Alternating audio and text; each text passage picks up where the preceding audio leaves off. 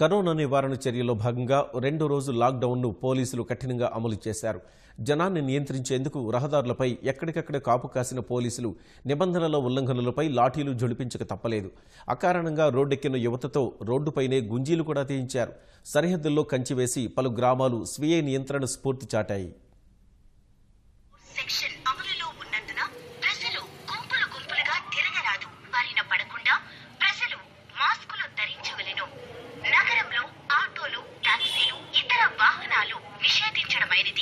Corona virus నిరోధక చర్యలే లక్ష్యంగా ప్రకటించిన లాక్డౌన్ తొలి రోజు కంటే రెండో రోజు మరింత సమర్థంగా అమలైంది.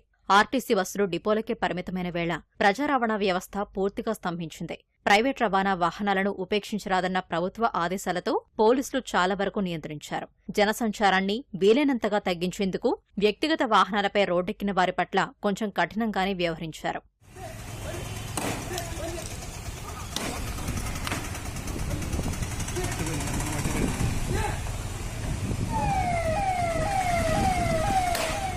శ్రీకాకుళం జిల్లా నర్సన్నపేటలో రెవెన్యూ అధికారులు పోలీసులతో కలిసి వీధుల్లో గస్తీ నిర్వహించారు.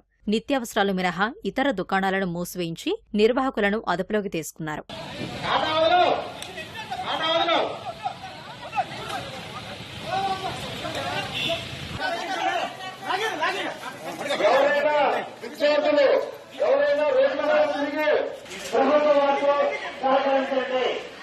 విజయనగరంలో ద్విచక్ర వాహనదారులను ఆపి సహేతుక కారణం చెప్పాకే అనుమతించారు.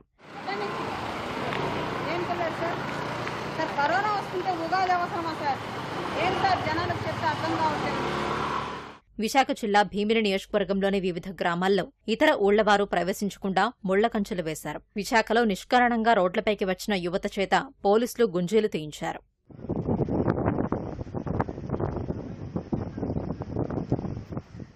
తూర్పుగోదావరి జిల్లా ప్రతిపాడు, రాజమహేంద్రవరంలో రోడ్లపై వచ్చిన వాహనదారులను అడ్డుకున్న పోలీసులు మైకుల్లో వారికి అవగాహన కల్పించారు.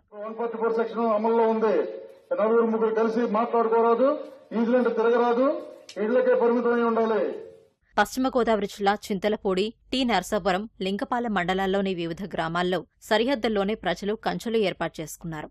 బుట్టాయిగూడెం మండలం కోయ అంకంపాలెన్ని గ్రామస్తులే స్వచ్ఛంద నిర్బంధం చేసుకున్నారు.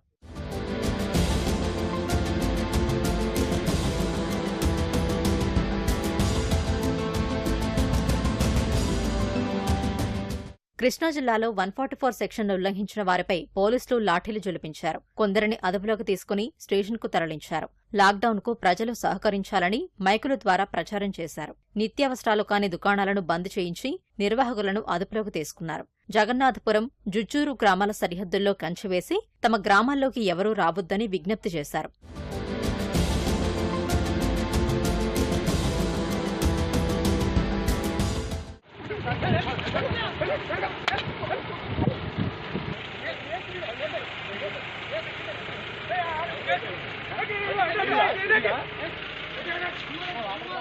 గుంటూరు జిల్లాలో యథేచ్ఛగా తిరుగుతున్న ప్రైవేట్ వాహనాలపై పోలీసులు కొరడా ఝులిపించారు.